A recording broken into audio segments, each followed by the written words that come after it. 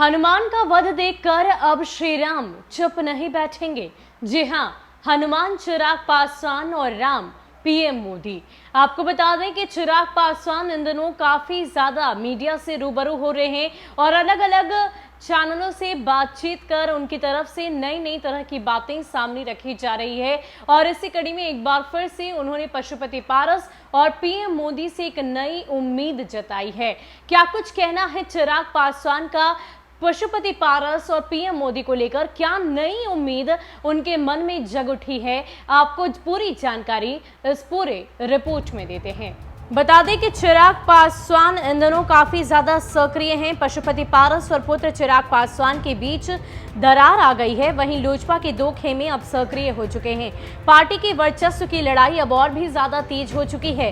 इसी बीच मीडिया से बातचीत करते हुए उन्होंने साफ तौर पर कहा कि मैं चाचा की गोद में खेला, पापा की छवि उनके अंदर मुझे दिखती रही। जब ये प्रकरण हुआ तो मुझे कारण नहीं समझ आया और मैं अंत तक मामले को सुलझाने में लगा रहा, लेकिन अब उन्होंने भी मुझसे हाथ खींच लिया है।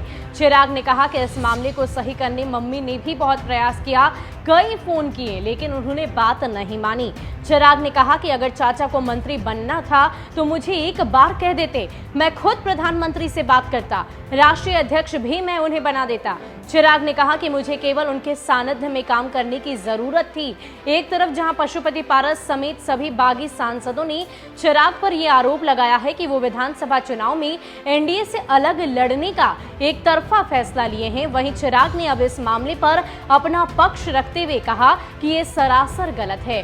जदयू से अलग चुनाव लड़ने का फैसला सभी सांसदों का था। उस बैठक में पशुपति पारस भी वर्चुअल तरीके से जुड़े थे और उनकी भी इसमें सहमति थी। चिराग ने बताया कि वेंटिलेटर पर जाने के ठीक 2 दिन पहले पिता रामविलास पासवान ने कहा था कि चुनाव अलग होकर लड़ना है। उनका भी स्टैंड क्लियर था। चिराग ने बताया कि 2019 में केवल प्रधानमंत्री के नाम पर एक होकर एनडीए के साथ लड़े रामविलास जी जेडीयू के साथ चुनाव नहीं लड़ना चाहते थे।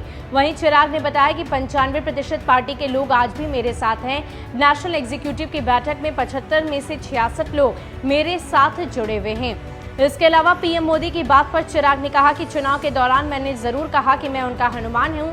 मैं प्रधानमंत्री जी के हर फैसले के साथ रहा। 2014 में भी मैं और पार्टी ने प्रधानमंत्री जी और भाजपा के साथ खड़ा रहा, जेडीयू के साथ नहीं गया। चिराग ने कहा कि अब भाजपा को यह फैसला लेना होगा कि क्या वो उनका साथ देगी जो हर कदम पर उनके साथ रहे।